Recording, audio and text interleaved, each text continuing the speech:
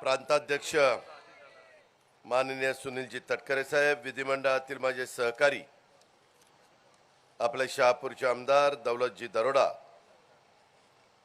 आनंदजी परांजपे, सूरज चव्हाण, नजीम मुल्ला, प्रमोद हिंदूराव, भरतजी गंगोत्री, सोनियाताई धामी, आपले जिल्हाध्यक्ष भरतजी गोंधळे, प्रतीक हिंदूराव, कल्पनाताई तारमळे, किसनराव तारमळे, प्रवीण खरात, प्रशांत इगडे, रामभाऊ सुरोशे, विलास सोनावळे, प्रवीण देशमुख, सौरव हिंदूराव, अविनाश इगडे, अरुण जाधव, बाळाराम कोरोज, राजाभाऊ सासे, मनोहर सासे, मायाते कटारिया, रमेश हनुमंते, अनंता ठाकरे, माझ्या ठाणे जिल्ह्यातून आणि ठाणे जिल्ह्याच्या वेगवेगळ्या तालुक्यातून उपस्थित असणारे सर्व राष्ट्रवादी काँग्रेस पक्षाचे सन्माननीय पदाधिकारी, कार्यकर्ते, सर्व माझे सहकारी, मोठ्या संख्येने आलेल्या माझ्या महिला भगिनी, पत्रकार मित्र, बंधू भगिनींनो आणि माझ्या तरुण मित्रांनो, आज इथं राष्ट्रवादी काँग्रेस पक्षाचा ठाणे जिल्ह्याचा कार्यकर्त्यांचा मेळावा आपण आयोजित केलाय। या मेळाव्याच्या निमित्तानं उपस्थित असणाऱ्या तमाम कार्यकर्त्यांचं, पदाधिकाऱ्यांचं, सहकाऱ्यांचं मी मनापासून स्वागत करतो। ऑगस्ट क्रांतीच्या शुभमुहूर्तावर ठाणे शहरामध्ये आपण राष्ट्रवादी काँग्रेस पक्षाच्या मध्यवर्ती कार्यालयाचं उद्घाटन केलं आणि तेव्हापासून अनेक कार्यकर्ते ठाणे शहरामध्ये, ठाणे ग्रामीण भागामध्ये जोडले जात आहेत। आज पण काहींचा प्रवेश आहे, परंतु थोडासा आम्हाला उशीर झाला, त्याबद्दल मी दिलगिरी व्यक्त करतो। माझं भाषण झाल्यानंतर त्या सगळ्यांनाच मानाने सन्मानाने राष्ट्रवादी काँग्रेस पक्षामध्ये आम्ही प्रवेश देणार आहोत। मित्रांनो, त्या ज्यांचा प्रवेश होणार आहे त्यांचंही मी मनपूर्वक स्वागत करतो आणि भरतजींना, कल्पनाताईंना, बाकीच्या काम करणाऱ्या माझ्या सहकाऱ्यांना मी सांगतो, आपल्याला बेरजेचं राजकारण करायचं आहे। त्यांना आपल्या पक्षामध्ये घेतल्यानंतर त्यांचा मान सन्मान ठेवणं आणि मूळ पक्षामध्ये आपल्या पहिल्यापासून काम करणारा जो कार्यकर्ता आहे, जो वडीलधारी आहे, जो आपला सहकारी आहे, त्यालाही कुठेही अंतर पडून न देणं, अशा प्रकारचं आपल्याला वागणूक द्यावी लागणार आहे। ठाणे जिल्हा तसा महाराष्ट्रातला सगळ्यात मोठा जिल्हा, जवळपास 6 महानगरपालिका माझ्या ठाणे जिल्ह्यामध्ये येतात आणि त्याच्यामुळं फार मोठी लोकसंख्या ह्या ठाणे जिल्ह्यामध्ये राहते। पूर्वी तर 24 आमदार असायचे, 4 खासदार असायचे। पालघर वेगळा झाल्यामुळं आता ती संख्या 18वर आलेली आहे आणि 3 खासदारांचा आता हा जिल्हा राहिलेला आहे। कल्याण, डोंबिवली, उल्हासनगर, भिवंडी, निजामपूर, मीरा भाईंदर, नवी मुंबई, ठाणे अशी महत्त्वाची शहरं म्हटल्यानंतर अनेक प्रश्न असतात। मला आठवतंय 1999ला राष्ट्रवादी काँग्रेस पक्षाची स्थापना झाली, त्यावेळेस ठाणे जिल्ह्याने खूप चांगली साथ ही पक्षाला दिली। आज मला स्वर्गीय दशरथराव तीव्र यांची प्रकर्षाने आठवण येते। मी त्यांना भावपूर्ण श्रद्धांजली अर्पण करतो, परंतु त्यांनी पण त्यांच्या हयातीत शेवटच्या काही दिवसाचा अपवाद वगळता त्याच्यात पण त्यांच्या मनामध्ये खंत होती। दौलतला पण माहिती आहे, माझ्याकडे येऊन त्यांनी बोलून दाखवली आणि पुन्हा दादा मला तुमच्याबरोबर काम करायचं आहे, मला पूर्ण जिल्ह्यामध्ये काम करायचं आहे। तब्येत साथ देत नव्हती तरी उत्साह काही त्यांचा कमी होत नव्हता, परंतु काळाच्या मध्ये आपलं काही चालत नाही। काळ आल्यानंतर प्रत्येकाला जावं लागतं आणि त्या पद्धतीनं एक अतिशय चांगला आपला सहकारी आपल्याला सोडून गेला, त्यांना मी भावपूर्ण श्रद्धांजली पुन्हा एकदा अर्पण करतो। मित्रांनो, भारतात ठाणे जिल्ह्याचं एक वेगळं आगळं महत्त्व आहे। सगळ्यात जास्त लोकसंख्या असणारा जिल्हा, हा जिल्ह्याचं नाव जरी ठाणे ग्रामीण असलं तरी या जिल्ह्यामध्ये शहरी भाग मोठा आहे।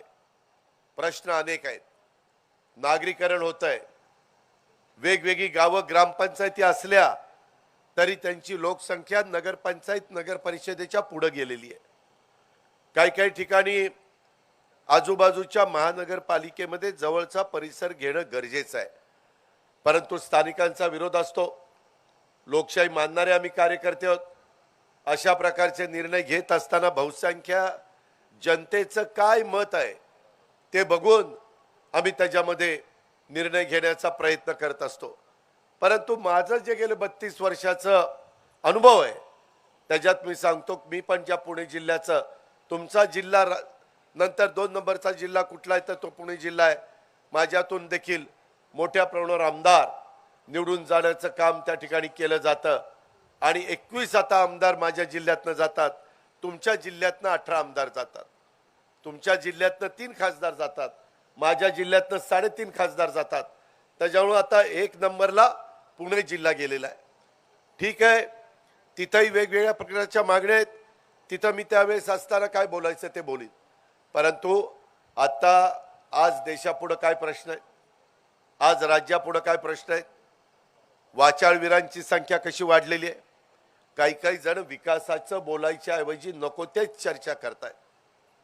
सध्या आरक्षणाचा मुद्दा आहे.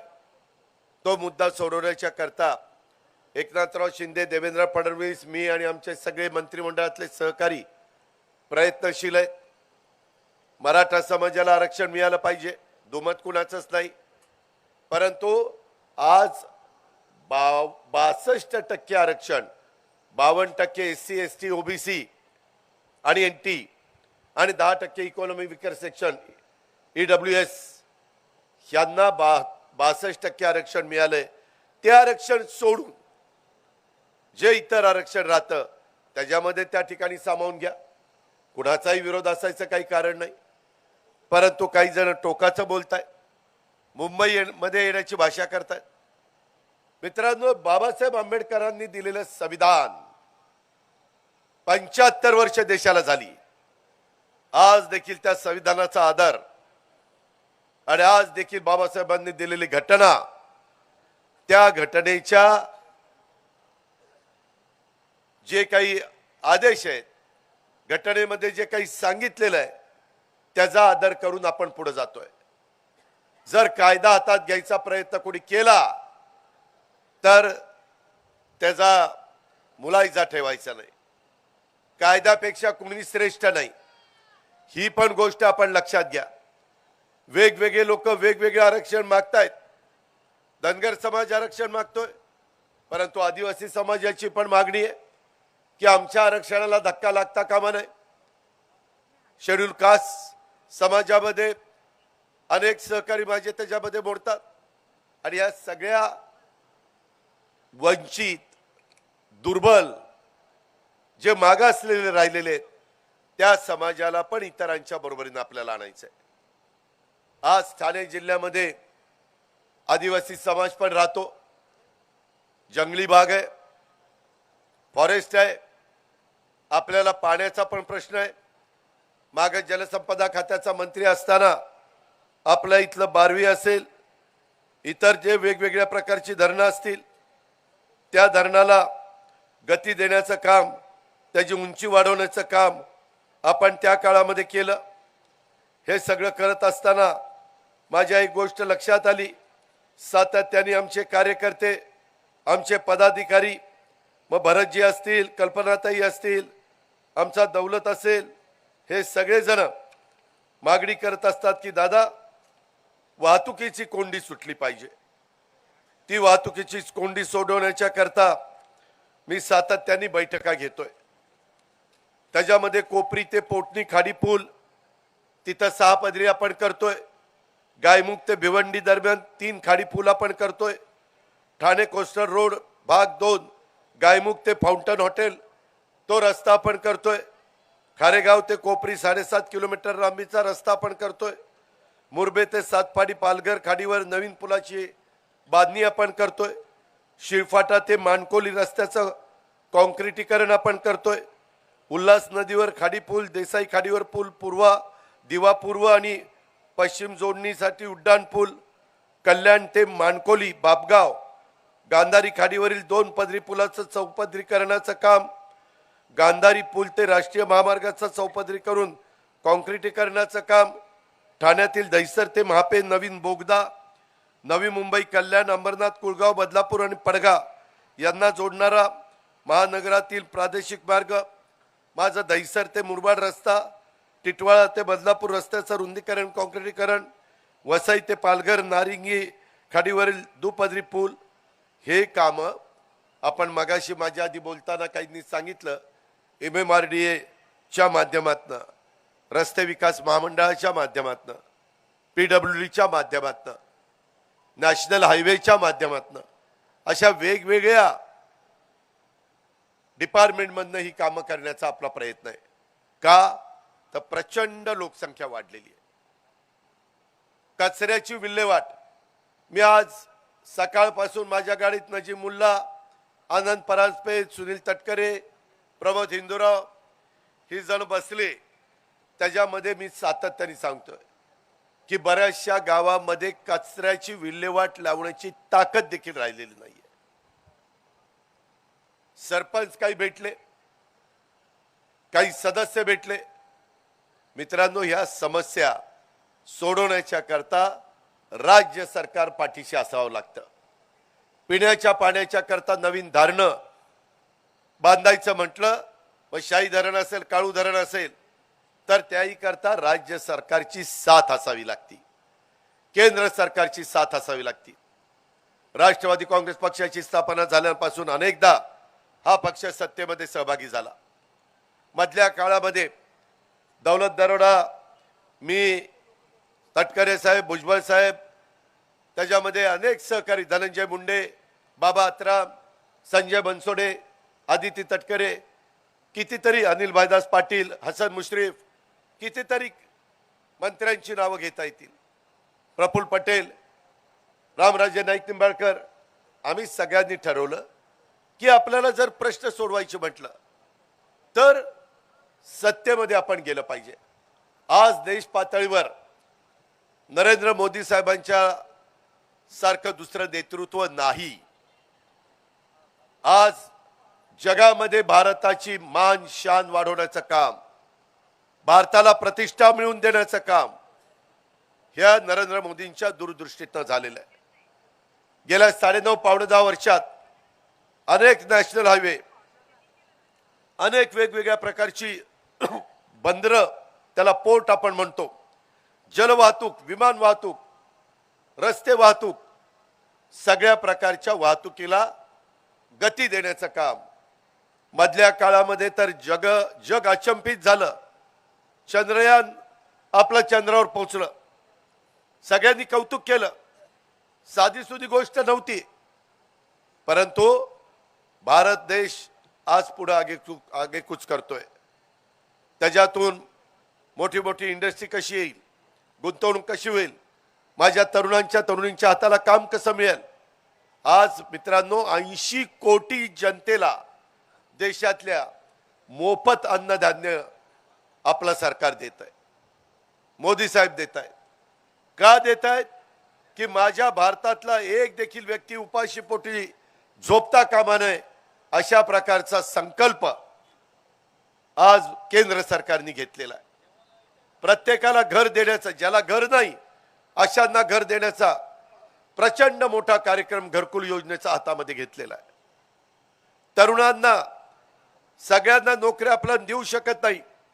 काहींना नोकऱ्या आणि काहींना स्वतःच्या पायावर उभं राहण्याच्या करता बँकेचं वाजवी दरामध्ये कर्ज आणि त्याला फार जामीन वगैरेची अडचणी येता कामा नये, अशा प्रकारचा निर्णय त्या ठिकाणी घेतला गेलेला आहे. अशा अनेक गोष्टी, शेतकऱ्याला त्याला 6,000 रुपये वर्षाला मिळतील, आणि आम्ही एकनाथराव शिंदे, देवेंद्र फडणवीस, आम्ही सगळ्यांनी आणखीन त्याच्यात 6,000ची भर टाकली. 12,000 रुपये शेतकऱ्यांना वर्षाला त्यांच्या अकाउंटला जमा होतात. शेतकऱ्याला त्यांच्या मालाला चांगला दर देण्याचा तर प्रयत्न आम्ही करतोच. त्यांचा भाजीपाला, फळं यांना कसा बाजारपेठ मिळेल हा प्रयत्न आमचा चाललेला आहे. आत्ताच इथे येण्याच्या आधी कल्याण डोंबिवलीची मार्केट कमिटीच्या बद्दल प्रमोद हिंदूरावनी मला शिष्टमंडळ भेटवलं, आणि त्याच्यातून पण काही अडचणी आहेत त्या आपण सोडवतोय. मला भरतजींना सांगायचंय, कल्पनाताई आहेत, दौलतचंद आमची तर वेळचेवर भेट होत असते, बाकीचे असंख्य कार्यकर्ते वेगवेगळ्या जिल्ह्याचे अध्यक्ष इथं आहेत, उल्हासनगरचे सगळ्याच भागातले कार्यकर्ते आहेत, नेते आहेत की तुमच्या भागातल्या प्रश्नाची सोडवणूक करण्याच्या करता मी त्या मुंबईमध्ये असतो, आठवड्यातले 3-4 दिवस सार्वजनिक काम घेऊन केव्हाही हक्कानी या, वैयक्तिक कामाला थोडंसं तिथं थांबवा, परंतु ज्याच्यातून राष्ट्रवादी काँग्रेस पक्षाच्या कार्यकर्त्यांमुळे तिथला सार्वजनिक प्रश्न निकाली निघणार आहे, अशा प्रकारचे प्रश्न सोडवण्याच्या करता आपण सरकारमध्ये गेलेलो आहे, लोकांच्या अडचणी सोडवण्याच्या करता आपण सरकारमध्ये गेलेलो आहे, बहुजन समाजाच्या कल्याणाकरता आपण सरकारमध्ये गेलेलो आहे। त्याच्यामध्ये आपला वैयक्तिक कुठला स्वार्थ नव्हता, परंतु स्वर्गीय यशवंतराव चव्हाण साहेबांनी पण त्या काळामध्ये सांगितलं की जे पद असतं त्या पदाचा वापर हा सर्वसामान्य माणसांचे प्रश्न सोडवण्याच्या करता करायचा असतो। ही जी शिकवण आहे त्या शिकवणीने आपण पुढे चाललोय। वय झाल्यानंतर काही वयाच्या नंतर थांबायचं असतं, हा वर्षानुवर्ष चालत आलेली ती परंपरा आहे, परंतु काही जण ऐकायला तयार नाही, हट्टीपणा करता। माणूस 60ला आमच्या राज्य सरकारमध्ये तर 58लाच रिटायर होतात, ते म्हणतात अरे आम्हाला 60 पर्यंत तरी ठेवा। काही जण 65ला रिटायर होतात, काही जण 70ला रिटायर होतात, काही 75ला रिटायर होतात। 80 झालं तरी माणूस रिटायर होणार, 84 झालं तरी तुम्ही थांबणार, काय चाललंय काय? अरे आम्ही आहे ना करायला, आम्ही कुठं चुकलो तर सांगा ना आम्हाला। त्याच्यामध्ये आमच्यामध्ये तेवढी धमक आणि ताकद आहे। 5-5, 6-6 वेळेला आम्ही राज्याचं उपमुख्यमंत्रीपद सांभाळलेलं आहे। आया बहिणींच्या करता चांगले योजना आम्ही राबवलेल्या आहेत। आदित्य तटकरेंनी आता चौथं महिला धोरण माझ्या महिलांच्या करता आणलेलं आहे। त्याच्यामध्ये महिलांना अधिक मान सन्मान प्रतिष्ठा कशी मिळेल, जन्माला आलेल्या मुलाला त्या मुलाचं नाव नंतर आईचं नाव नंतर बापाचं नाव नंतर आडनाव असा निर्णय आम्ही घेतलेला आहे। ह्याच्या आधी मुलाचं मुलीचं नाव किंवा बापाचं आणि आडनाव जन्माला घातलंय आईनं आणि नाव बापाचं, त्याच्यामुळे कुठंतरी ती खंत आम्हाला होती। जेवढं बापाला महत्व आहे त्याच्यापेक्षा काकणभर जास्त महत्व आईला आहे। ही परंपरा पहिल्यापासून चालत आलेली आहे। अशा प्रकारचे निर्णय हे आपलं महायुतीचं सरकार घेत आहे। ठीक आहे, आमची विचारधारा वेगळी असेल, मागे देखील शिवसेनेबरोबर मी ज्यावेळेस कोरोनाच्या काळामध्ये काम करत होतो त्यावेळेस पण तुम्ही पाहिलंय, सकाळी 8 वाजता मंत्रालयामध्ये जाऊन बसायचो। काही जण म्हणायचे अहो दादा कोरोना झाला की माराला जालवर, म्हणलं मेलो तर मेलो, परंतु लोकांचे प्रश्न सुटले पाहिजे। जर शासनच मंत्रालयच उघडलं गेलं नाही, मंत्रालयच ठप्प झालं तर चांद्यापासून बांध्यापर्यंत काय अवस्था होईल? यंत्रणा हलेल का? शेवटी यंत्रणा हलवण्याची ताकद देखील असावी लागते आणि त्या पद्धतीने मित्रांनो आपण काम केलं। मगाशी अनेकांनी वेगवेगळे प्रश्न मांडलेत, सूरजनी मांडलेत, सुनीलजींनी मांडलेत, भरतजींनी मांडलेत, प्रमोदनी मांडलेत। प्रमोदनी काहीतरी क्रीडा विभागाचं काढलं ग्राउंड, जरूर आपण त्याच्यामध्ये लक्ष घालू। संजय बनसोडेकर आपलं खातं आहे, त्याला सांगू त्याच्यामध्ये लक्ष द्यायला। तुम्ही त्याच्यामधली कागदपत्र आणा, अडचणी असतील ते मंत्रालयातल्या मी सोडविल, खालच्या तळातल्या अडचणी तुम्ही सोडवा। वेळ पडली तर कलेक्टरला सांगायचं असेल तर सांगू, एसपीला सांगू, सीपीला सांगू, आयुक्ताला सांगू। सार्वजनिक कामं झालीच पाहिजे, तरुण तरुणींचं आरोग्य चांगलं राहिलंच पाहिजे।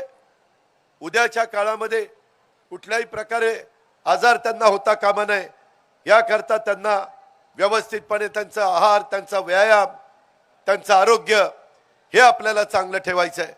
आणि म्हणून आरोग्याच्या बाबतीत, शिक्षणाच्या बाबतीत, क्रीडा क्षेत्राच्या बाबतीत, साहित्य कला संस्कृतीच्या बाबतीत, शेतकऱ्यांच्या बाबतीत, अशा सगळ्या बाबतीमध्ये आम्ही त्या बाबतीमध्ये लक्ष ठेवून आहोत। आणि म्हणून राज्याचं हित आणि सर्वसामान्यांचं कल्याण हे राष्ट्रवादी काँग्रेस पक्षाची भूमिका आहे आणि त्या भूमिकेतनं आम्ही पुढे चाललोय।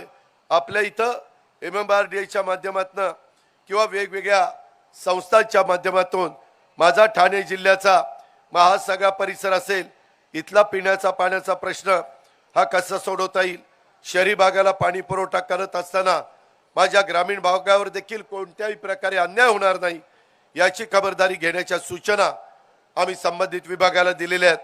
त्यामुळे येत्या काळात काही काळामध्ये संपूर्ण ठाणे जिल्ह्याचा पिण्याचा पाण्याचा प्रश्न त्या ठिकाणी सुटणार आहे।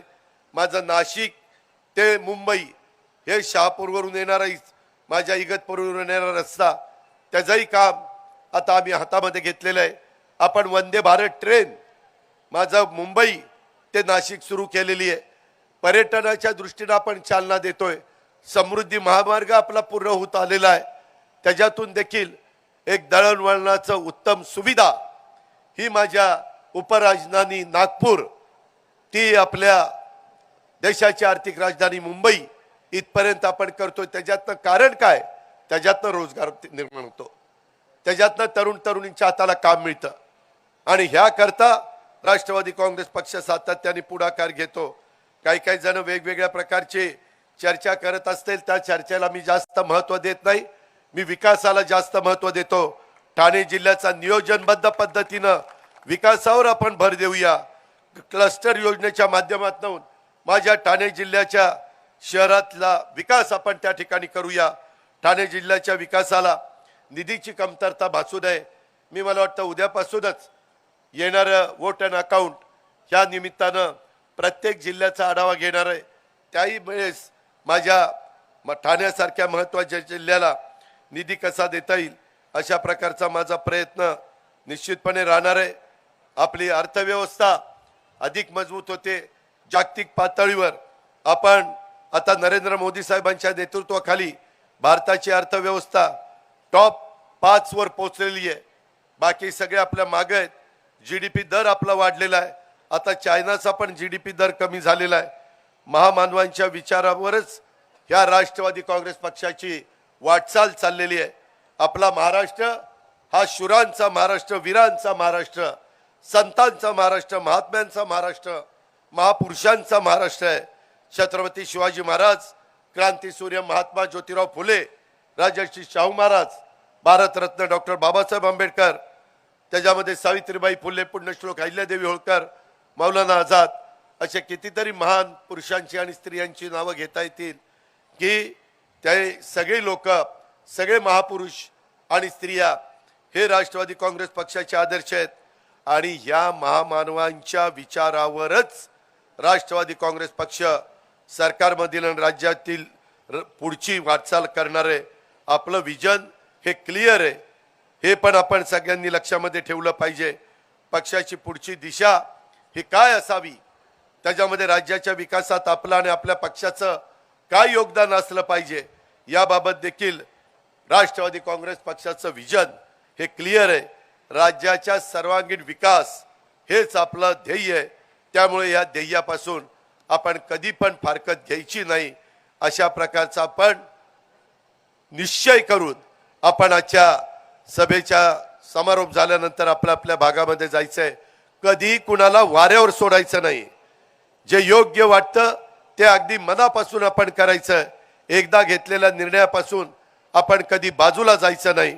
कोणत्याही परिस्थितीमध्ये तुमच्या माझ्या छोट्या मोठ्या कार्यकर्त्याला किंवा पदाधिकाऱ्याला वाऱ्यावर सोडायचं नाही।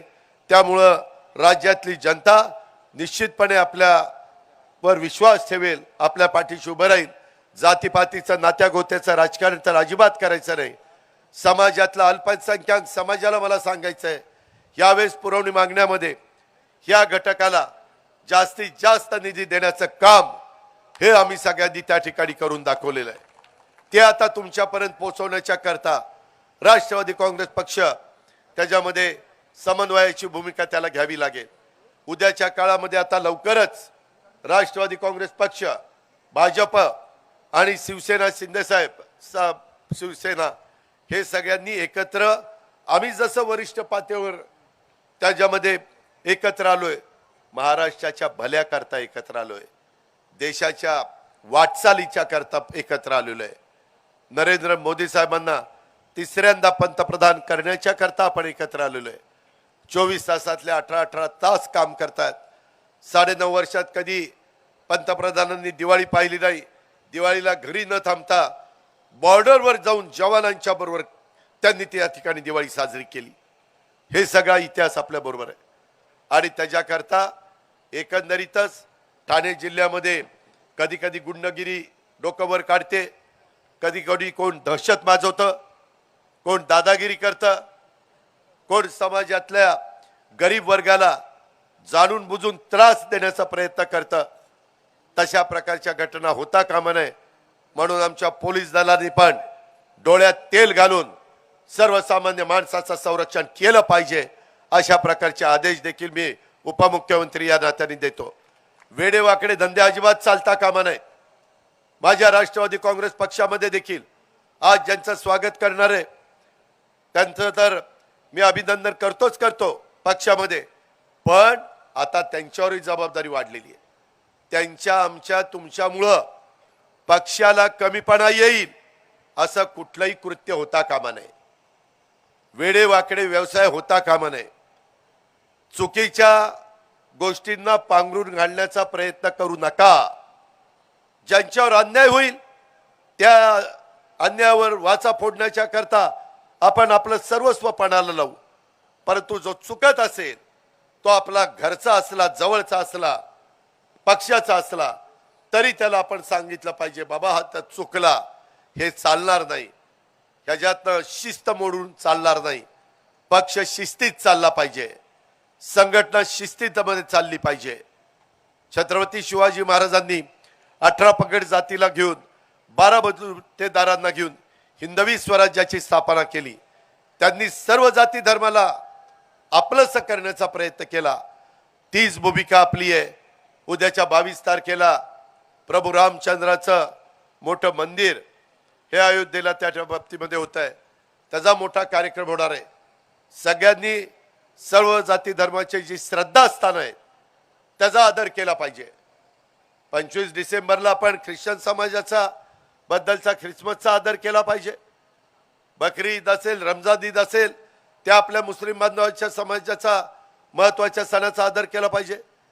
दिवाळी, गुढीपाडवा, दसरा, संक्रांत ह्याही वेगवेगळ्या सणाचा आपण आदर केला पाहिजे. गणेश उत्सव आहे, त्याच्या संदर्भातले वेगवेगळ्या प्रकारच्या नवरात्र उत्सव आहे, त्याच्यामध्ये आपला दहीहंडीचा उत्सव आहे. अशा अनेक उत्सव आपण सगळे जाती धर्माचे लोक एकत्र येतो आणि ते अतिशय चांगले साजरे करतो. ही आपली परंपरा आहे, ही महाराष्ट्राची शिकवण आहे. हा शाहू फुले आंबेडकरांचा, शिवाजी महाराजांचा त्या ठिकाणी विचार आहे. त्या विचारानेच आपण पुढे जाऊया. आणि मला विशेषतः भरतला आणि बाकीच्या सगळ्या सहकाऱ्यांना, कल्पनाताईंना सांगायचं आहे, इतरही कार्यकर्त्यांना सांगायचं आहे की कुठेही कमी पडू नका. वेळ कमी आहे. मार्चच्या पहिल्या आठवड्यात लोकसभेचा आचारसंहिता लागेल. त्यावेळेस आपला कार्यकर्ता बूथ वाईज कमिट्या झाल्या पाहिजेत. युवक असू देत किंवा महिला असू देत किंवा वडीलधारी असू देत, ह्याच्यात कुठेही कमतरता भासता कामा नये. काम मोठं जिकिरीचं आहे. त्याच्यामध्ये प्रमोद असेल, आनंद असेल, नजीम असेल, यांनी पण शहरी भागामध्ये लक्ष देत ग्रामीण भागामध्ये लक्ष दिलं पाहिजे.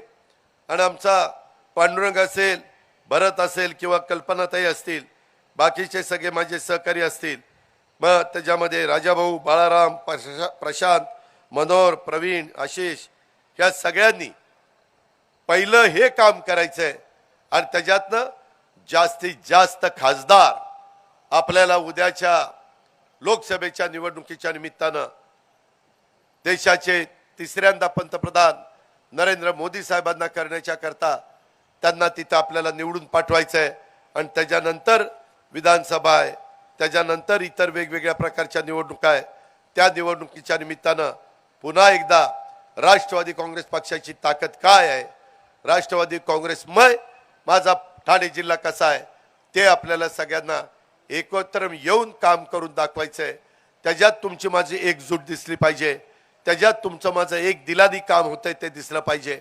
एकमेकाच्या बद्दल कुठलाही दुस्वास एकमेकाच्या बद्दल आकस, एकमेकाच्या बद्दल कुठेतरी अंतर हे देखील पडता कामा नये.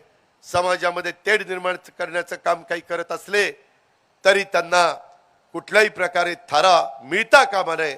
अशाच प्रकारचं काम राष्ट्रवादी काँग्रेस पक्षाच्या आदिवासी, बिगर आदिवासी भागात, शहरी भागात, ग्रामीण भागात सगळीकडे दिसलं पाहिजे. आणि ते काम दाखवण्याच्या करता आम्ही राज्य स्तरावर देखील तुम्हाला साथ देण्याच्या करता, तुम्हाला मदत करण्याच्या करता, तुम्हाला विकासाच्या करता, सहकार्य करण्याच्या करता, निधी देण्याच्या करता कुठं कमी पडणार नाही याबद्दलची खात्री देतो. ज्या उत्साहाने आज ठाणे शहरामध्ये स्वागत केल्यापासून इथपर्यंत येईपर्यंत माझ्या आया बहिणींना आम्हाला ओळलं. मोठमोठ्या पद्धतीचे हार असतील, त्याच्यामध्ये फुलं आमचे वर उधळण्याचं काम केलं असेल, त्याबद्दल सगळ्यांना धन्यवाद देतो. परंतु सर्वसामान्य माणूस हा आपल्याला विसरता कामा नये. त्याची अडचण सोडवण्याच्या करता अधिक लक्ष द्या हेच आव्हान करतो आणि आपल्या सगळ्यांची रजा घेतो. जय हिंद, जय महाराष्ट्र.